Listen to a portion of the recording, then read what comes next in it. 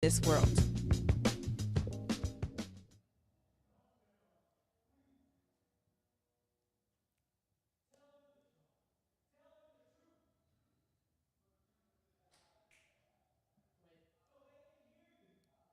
You can play it now. Hey there, I'm Lucy Colonen, and I want to welcome you to the Chosen Voices podcast. It's the show where women make waves using their voices.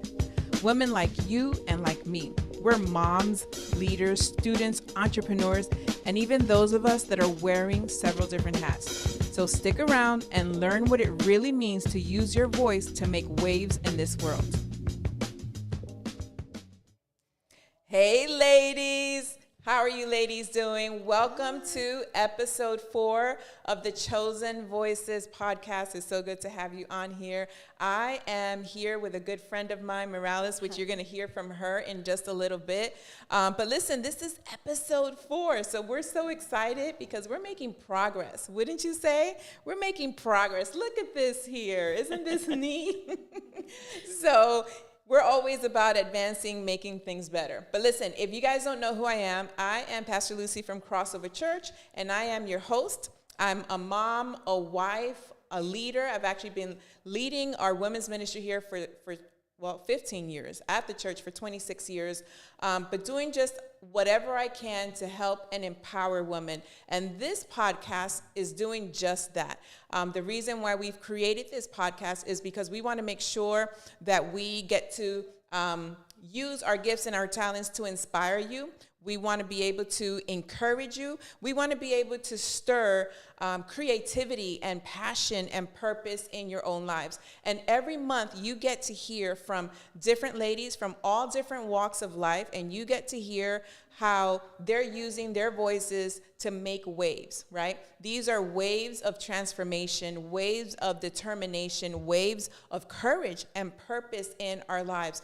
And I'm one that I really believe that whatever gifts you have, whatever talents, whatever skills, it's not meant for us to keep to ourselves. It's meant for us to share and share that with others and be an encouragement to other ladies. And so if you're listening, whether it's live right now or you're going to watch this on the replay, just know, like, we're here for each other. And so when you get to hear and listen to somebody else's story, you also realize, you know what? I have a story too. I have a voice too. And in the same manner that God has used me, God has used Meralis, God has used our guests that we've had here, God can use you as well to make waves, make lasting impact in this world. And so today, I titled this today, Out with the Old and In with the New.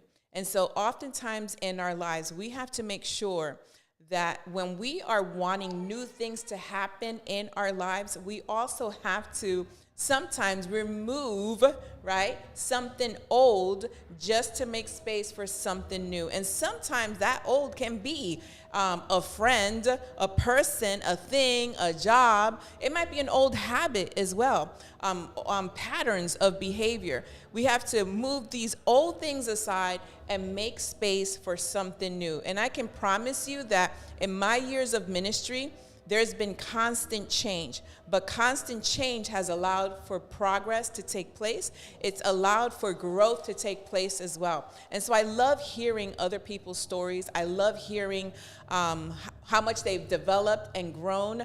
And this is why I enjoy doing this podcast as well, because we all have a story and we have something to share. But I want to hear from you as well. So every podcast, we like to throw out a question out there and be able to hear from you.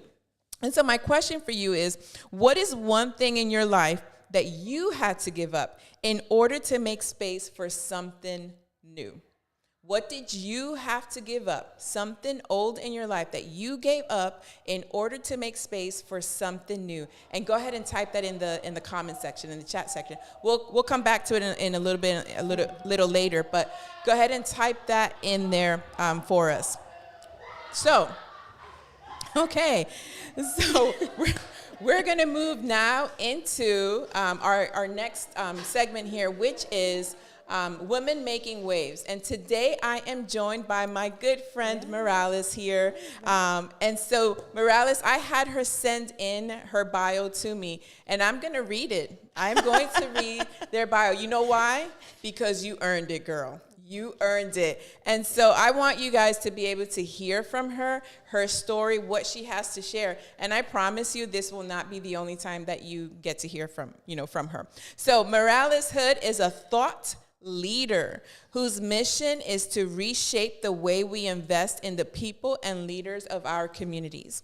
Professionally, Meralis serves as market president for City Year Inc., where she maintains and reinforces strong and strategic relationships with local executive directors, staff, and AmeriCorps members from 10 sites around the country.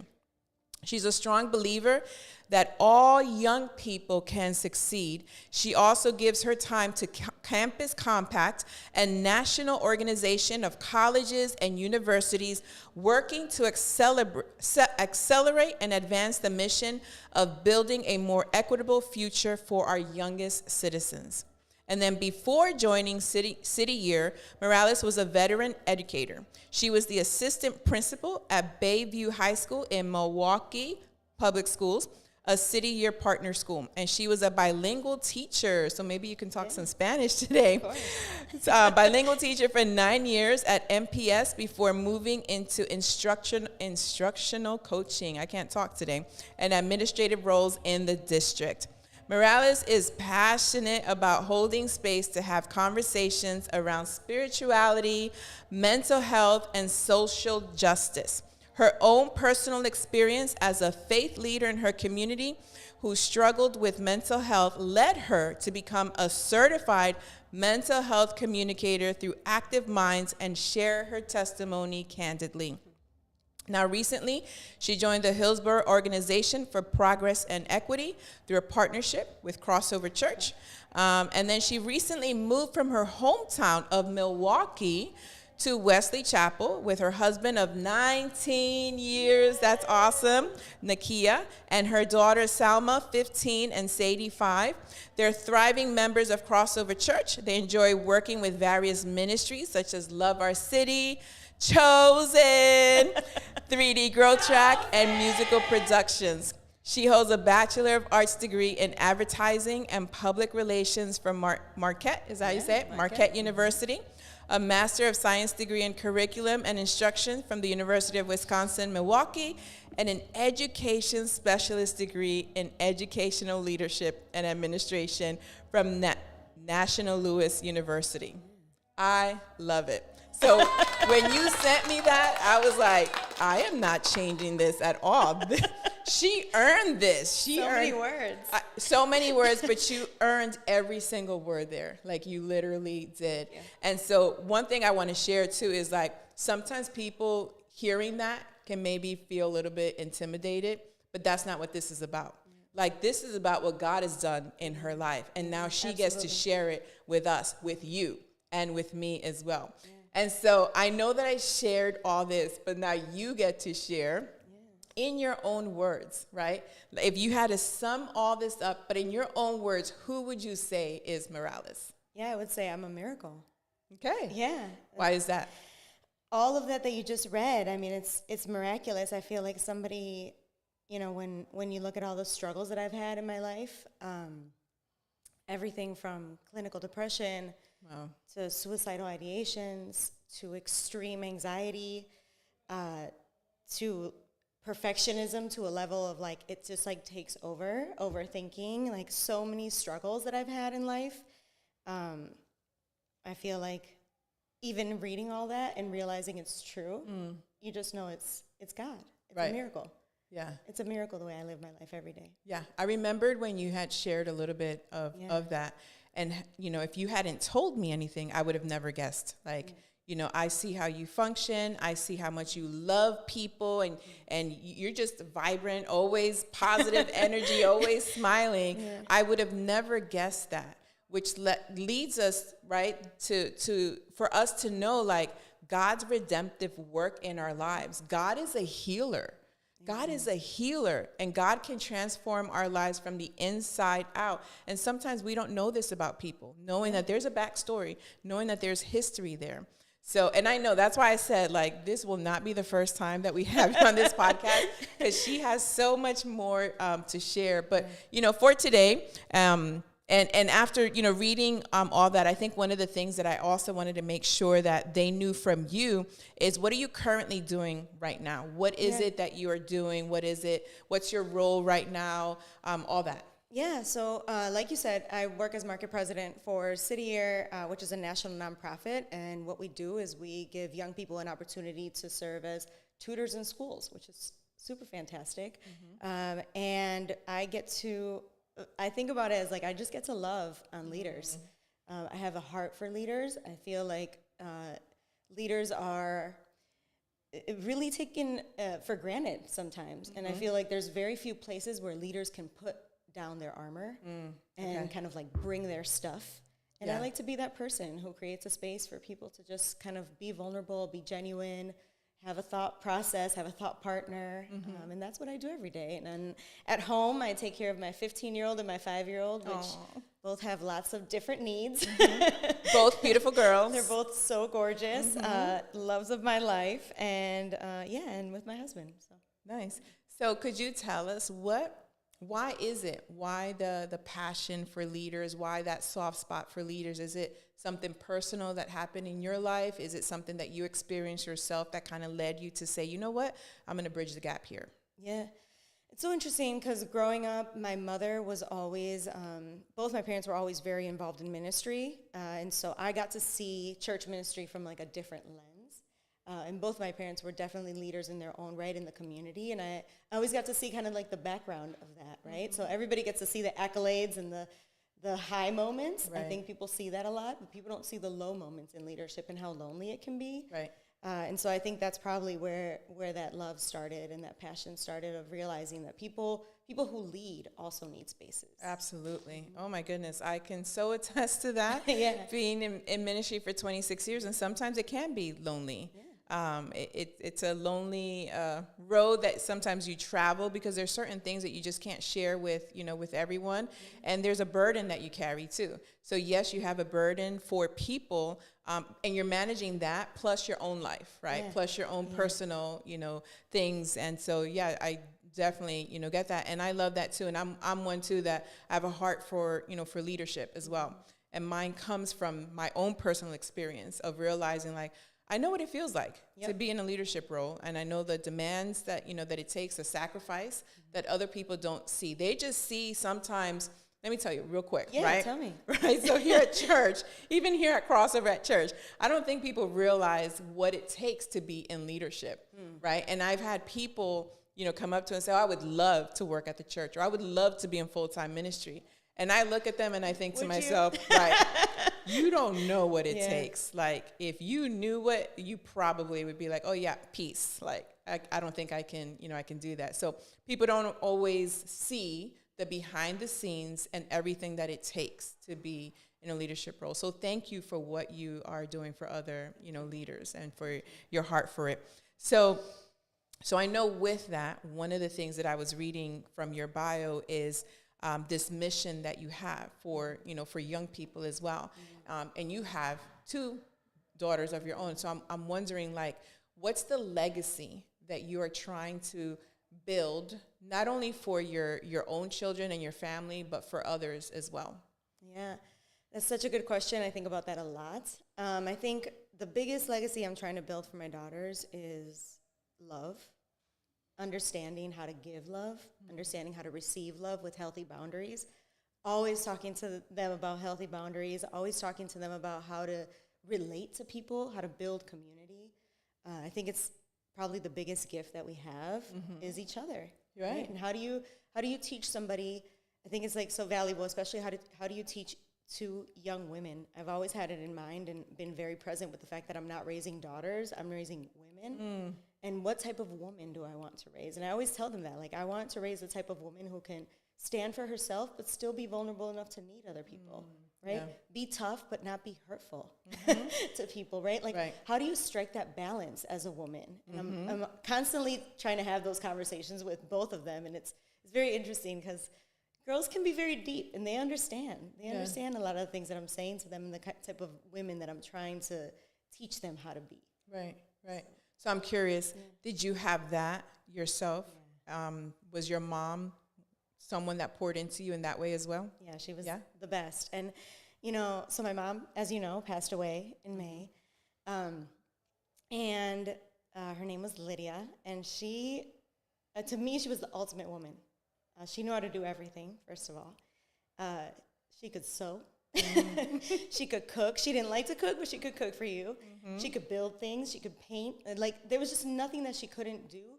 But she wasn't so self-sufficient that she didn't need other people.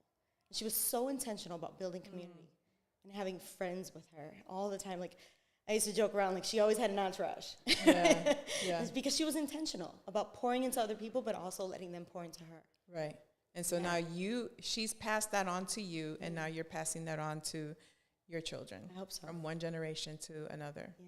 I love that. I hope so. And that's how we start oftentimes, just from one person. You know, sometimes you just touch one person and let it be a domino effect, right? Yeah. Like one person to another, you know, person. And so I love that. I love that that you were able to have that type of upbringing, you know, in your life, because you're not just making a difference with your girls, you're making a difference with everyone that comes across you, everyone that you touch, anyone in your circle, people that get to know you, because like I mentioned, it just kind of flows out of you naturally. Like we can see it.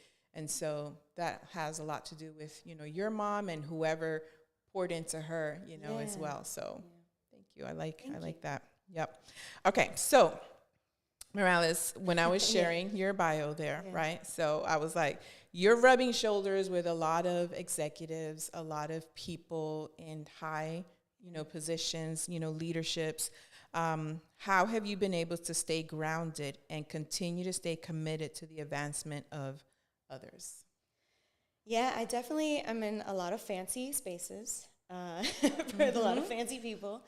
And I, first of all, I have to say, I know I belong there. Good. So that's one thing, right? And I'm typically the only Boricua there, right? Wepa. Right. So I'm typically like, you know, one of a few women and definitely the only Boricua. I look around and I'm like, oh, okay, there's no other, you know, Meralis is in the room. But I know I belong there. I know I'm there for a reason. And I feel like I have the gift of being able to just relate to others and see other people. Like, I think it's one thing to have all these fancy titles. It's one thing to have all these, like, fancy things. But when you talk to people, they're all human. Like, everybody likes to talk about their kids. Everybody likes to talk about their pets. Everybody has pain that they've been through.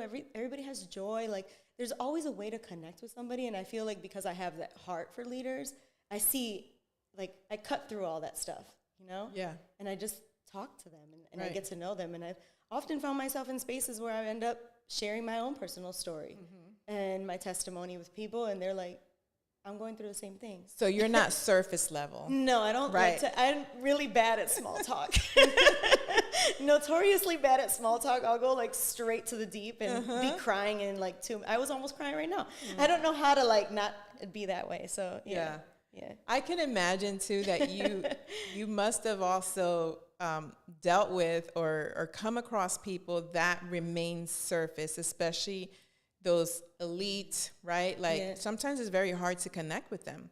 I think there's like sometimes a wall there, and maybe it's just the role that they're in, right?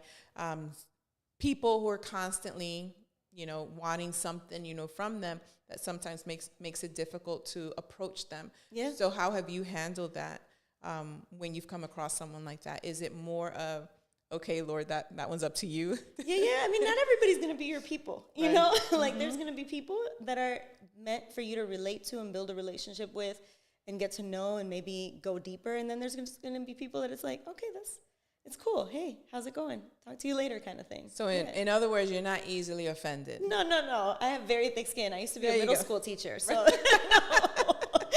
Yeah. Nobody will tell you about yourself like a middle schooler. So yeah. You build thick skin. I love that. And that kind of goes with what you were saying earlier, just the fact that you know you belong there. Yeah.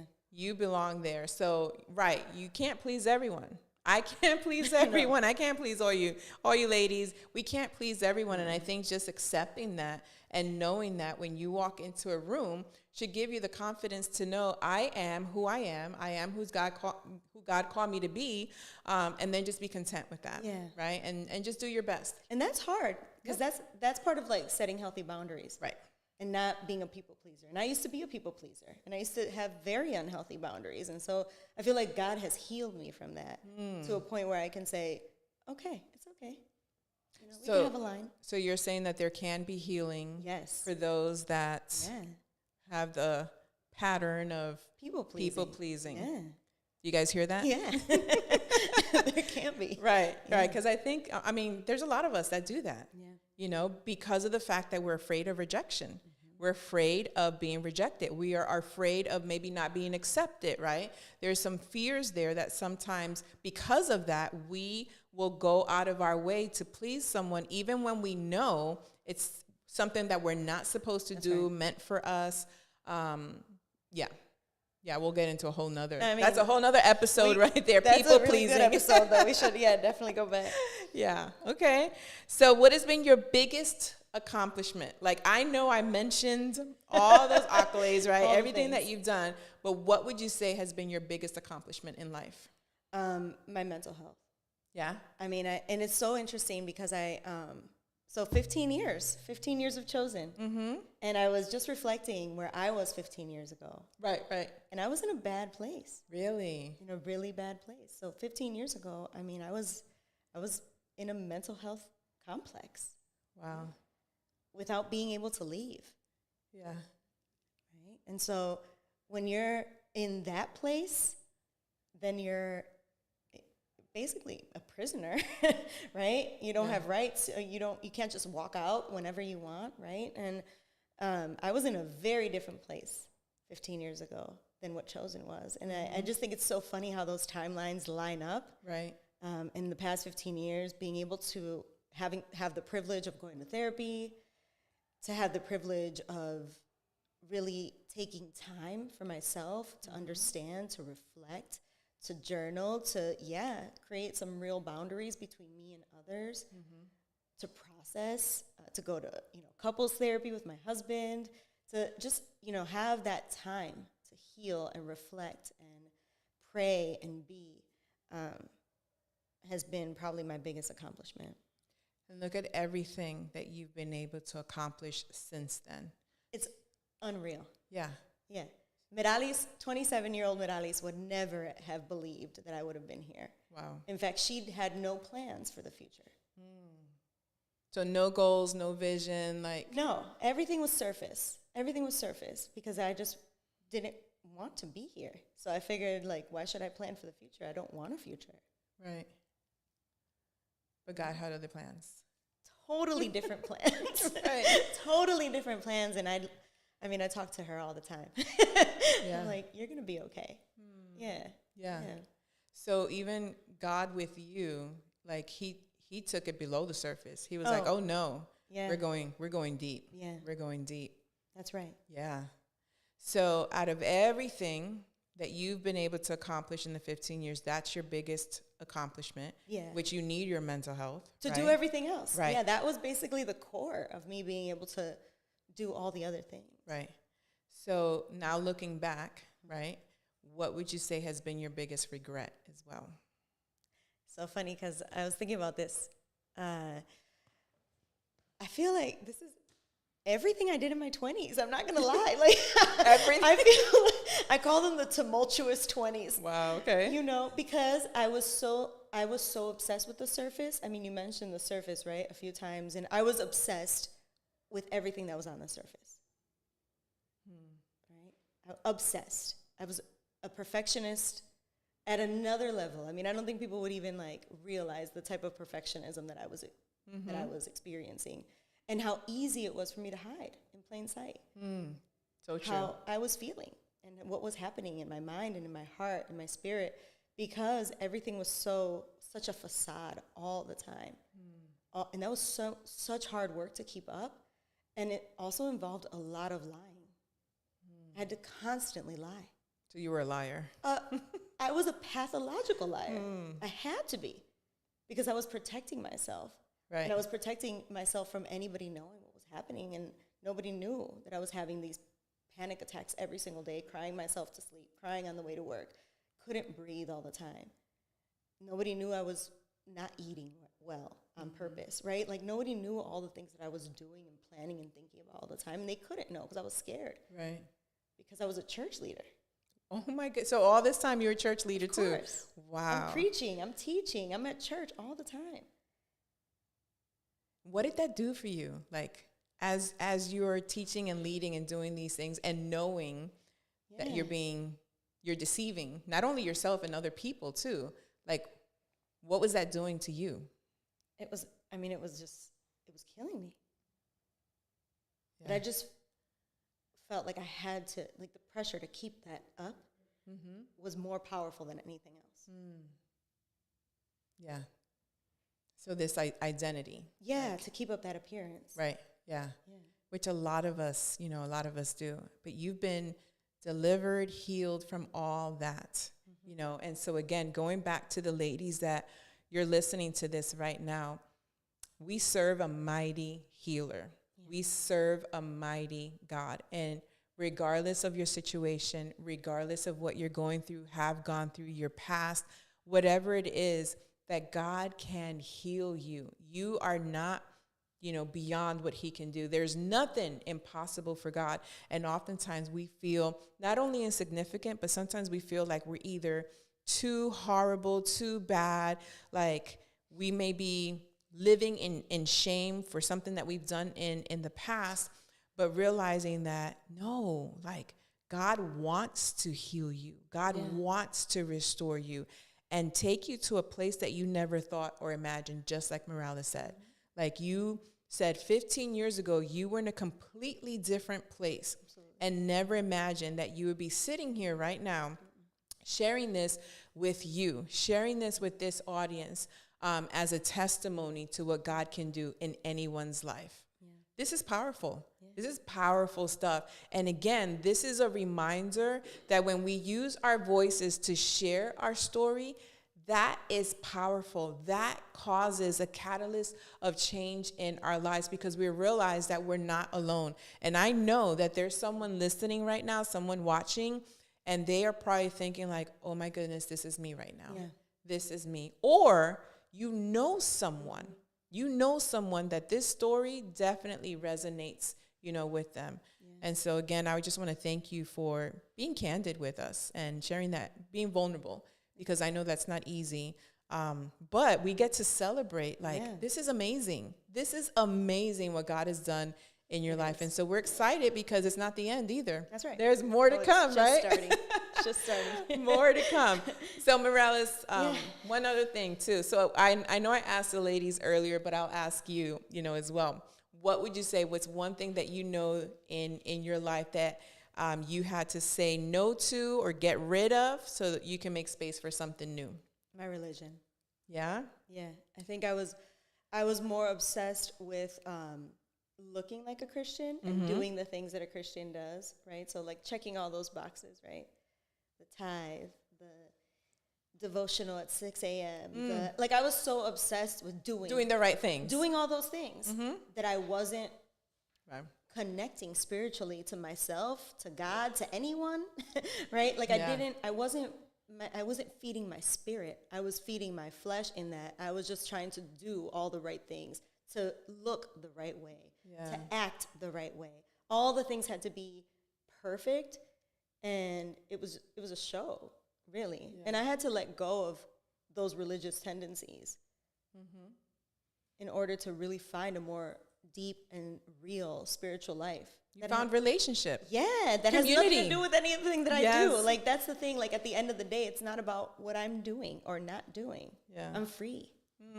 I love that. Yeah. I love that, ladies. I hope you ladies are just soaking this in right now and enjoying, all of this. So This has been good. This has been good. Thank you. So I'm going to let you. I have some questions for you, actually. She has questions for me. Turning the tables. We're going to actually flip it because we've got a few minutes left, and I want to ask Pastor Lucy some questions. And I actually want to hear what your personal mission is and how God equipped you for that. Okay. Yeah. So like she said, she goes in. She goes straight in. Go. Let's go. Yeah. So I would definitely say for me it's threefold. Okay. So for me it's influencing women, right? And realizing that nowadays with technology, there's so many different platforms that you can use to influence women. And so I can influence women by, right, using my voice, just using the skills, right, the talents, how God has gifted me. So being an influence in that way. So I do coaching. I have the women's ministry, right? Sometimes social media, stuff that I'm posting online. So I'm influencing women with my life, right? I also want to infuse truth. For me, it's so important that people realize the truth of God's word, right? Which means then that we have to remove false narratives from our minds, any negative thinking, critical thinking, like being aware of those things that are limiting, right? Our potential and the access to the power in God that we can have. So it's going back to infusing truth into the lives of women. And then with all that combined, igniting hope, igniting change, right? Sometimes we feel stuck and we just feel like this is it. Like, it's just going to be this way. This is how life is. And it's like, no, there's always room for growth and change. So for me, it's been those three things. And then what was your second question was how have you seen God equip you? The way that he's equipped me is, again, just going back to realizing that sometimes we feel so insignificant. When I look at the world, right, there's all the problems, right, all the chaos, everything.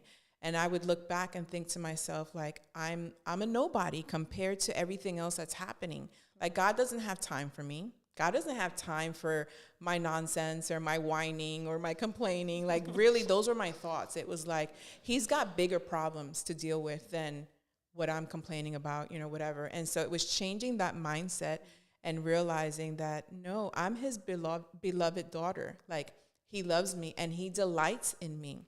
And so when you're reading scripture, again, it was just getting rid of just the negative thoughts that I was having, and focusing on who he's called me to be, and that, yes, I can make an impact. And there's plenty of room in this world for me as well. There's plenty of room in this world for you. There's plenty of room in the world for all of us to do what God has called us to do. I love that. Thanks. And why is it so important to create a space and influence women to have a community together? I see how you bring women together all the time. You're always like creating that community. Let's gather. Yeah, you're always gathering us. And so why is that so important to you? And what do you think some of the barriers are? Like, why don't we have more spaces where women are in community? Oh, well, there's a lot of them, right? There's a ton of them. So I'll start with the barriers first. Yeah. Again, going back to our fears that we have. Sometimes we're just so comfortable where we're at. We're just comfortable in our little space at home, in our living room. And so we don't make room, or we're not intentional about meeting other people. Some of us are introverts, right? For those of you that are introverts, right? I kind of tend to be an introvert. I'm more of an ambivert, but introverts then limit God's potential. And so again, introverts are afraid of people. Some of them, not all of them, but so it kind of goes back to that. You were talking about healthy boundaries.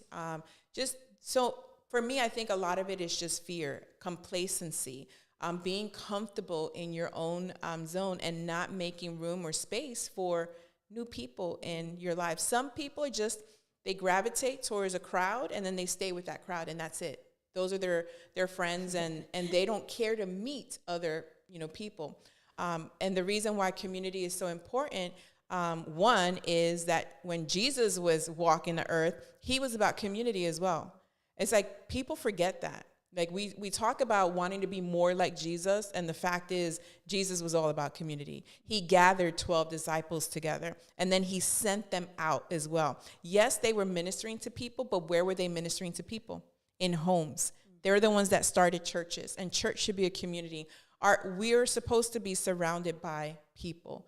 We were meant to be in community with other people. We weren't meant to be alone, just doing life, by ourselves or, things like that. So I've actually grown in community.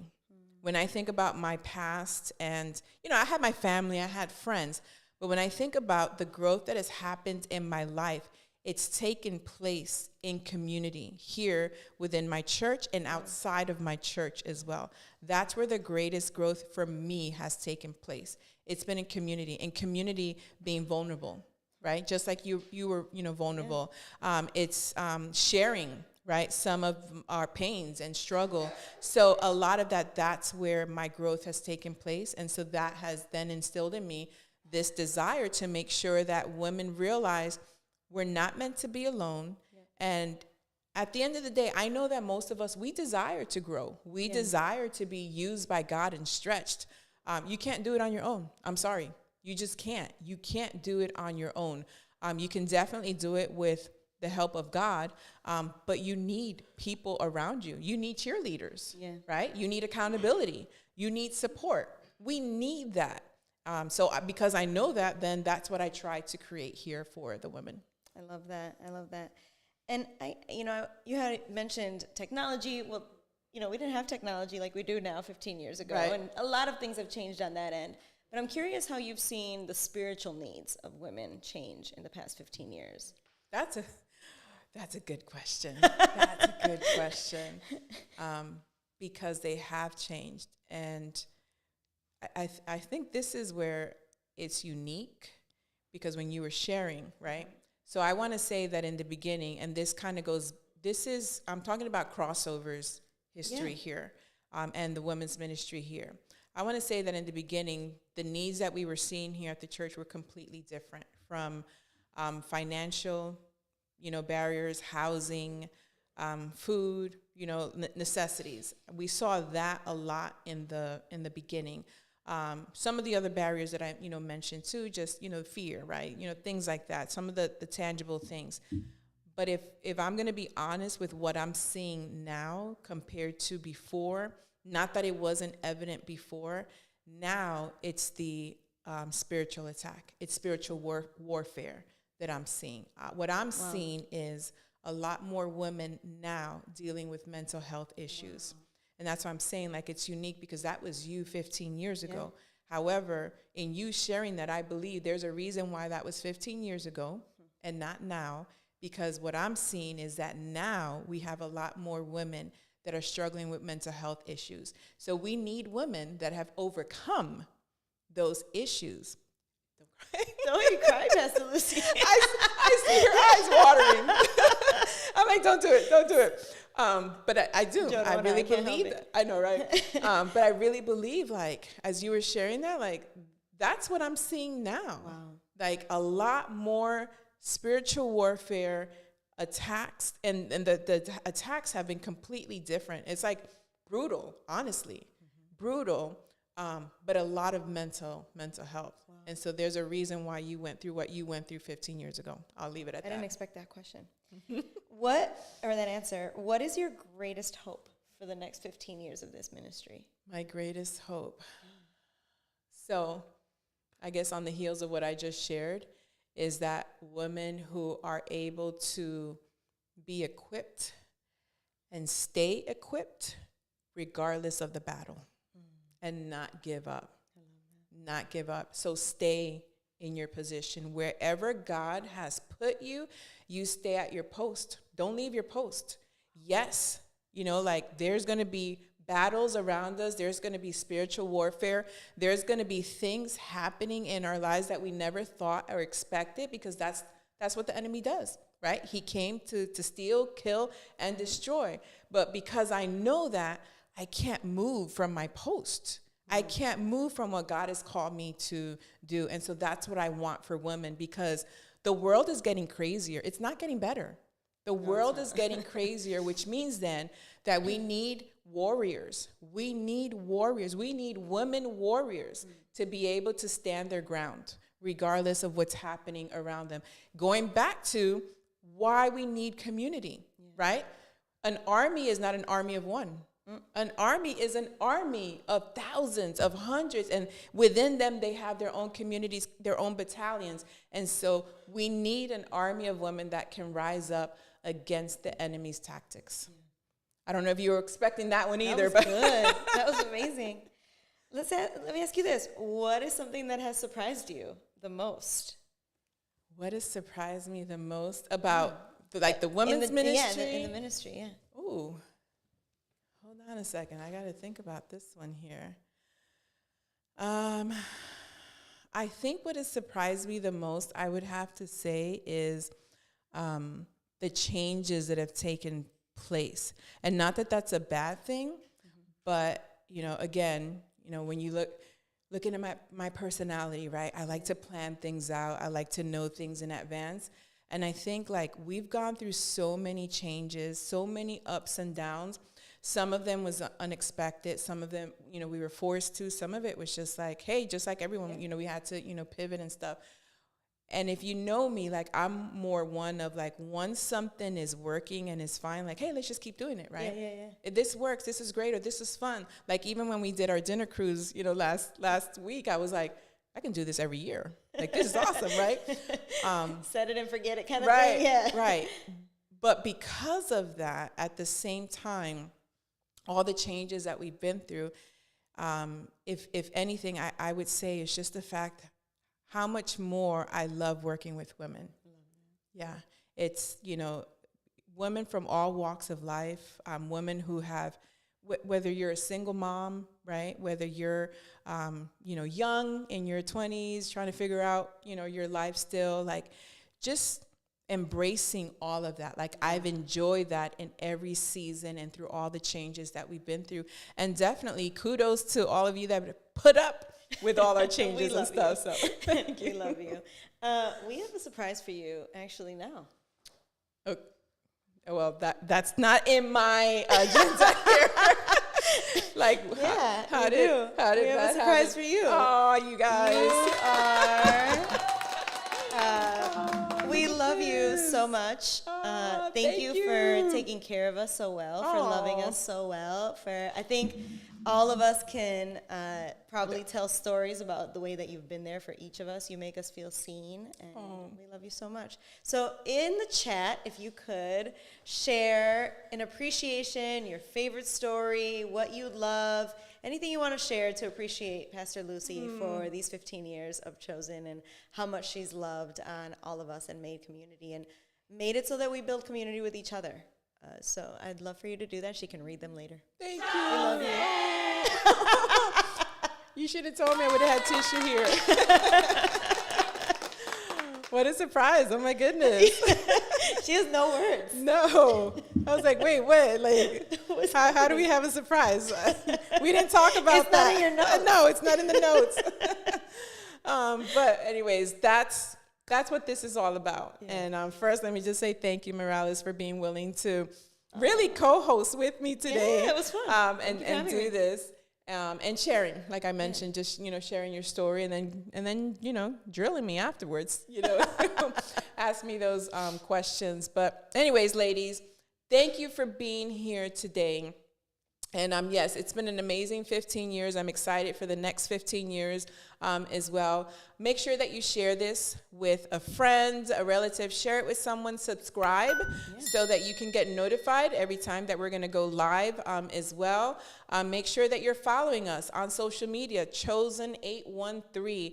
And then let us know if there's any questions too. Put the questions in the chat. So even when we end here today, we can go back and answer any questions that you may have, whether it's from myself or from Meralis as well. I'd love to hear from you. But now that you've met Meralis, she's no longer a stranger to you. So when you see her at church, make sure that you go up to her, say what's up, and let her know how much you appreciated her story as well. And don't forget that you have a story as well. So embrace your calling and go and make some waves. Thank you for tuning in to Chosen Voices, Women Making Waves. This show will be available on our YouTube channel, Crossover Chosen. Make sure you subscribe, like, comment, and share. You can also check out @Chosen813 on Facebook and Instagram. And to connect with me, your host, Lucy Kalonen, check out my website, lucyk.me, or my social media platforms @LucyK813. We hope you enjoy the show. Now go make some waves.